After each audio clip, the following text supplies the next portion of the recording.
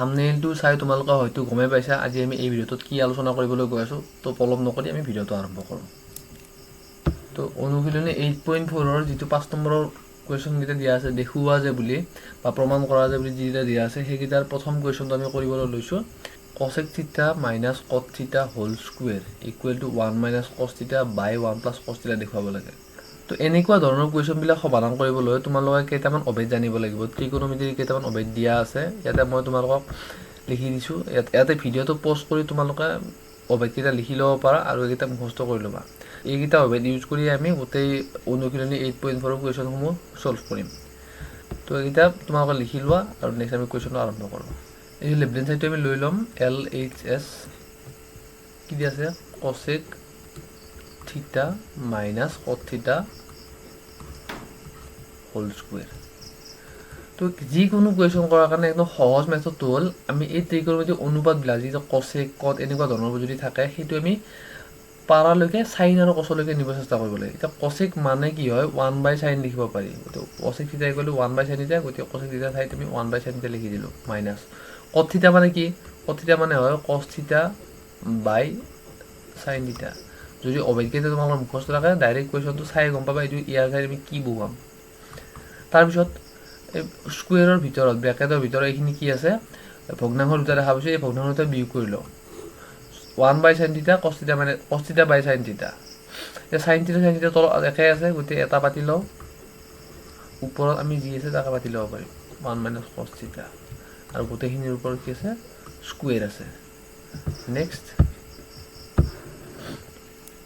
এইখিনি চাবা এই স্কুৱেৰটো ওপৰখিনি আৰু তলখিনি দুয়োটাৰ ওপৰতে আছে, গতিকে বেলেগ বেলেগে দিলেও sin স্কুৱেৰ থিটা আৰু 1 মাইনাছ cos থিটা গোটেইখিনিৰ ওপৰত স্কুৱেৰ। তাৰপিছত ইয়াতে আমি এটা অভেদ দেখা পাইছিলোঁ চাবা sin স্কুৱেৰ থিটা প্লাছ cos স্কুৱেৰ থিটা ইকুৱেল টু 1 হয়। তো এইটোৰ পৰা আমি এই sin স্কুৱেৰ থিটাৰ মানটো আমি উলিয়াই ল'ব পাৰিম। sin স্কুৱেৰ থিটা ইকুৱেল টু কি হ'ব এই cos স্কুৱেৰ থিটাটো যদি আমি ইফালে পঠাই দিওঁ 1 মাইনাছ cos স্কুৱেৰ থিটা হৈ যাব, গতিকে আমি sin স্কুৱেৰ থিটা 1 মাইনাছ cos স্কুৱেৰ থিটা ইউজ কৰিব পাৰিম। কেনেকৈ পাৰিম এটা চাই আছোঁ। এটা চোৱা 1 minus cos theta whole square থিটা sin স্কুৱেৰ থিটা, এই তলত আমি কি কৰিম জানানে sin স্কুৱেৰ থিটা যায় 1 মাইনাছ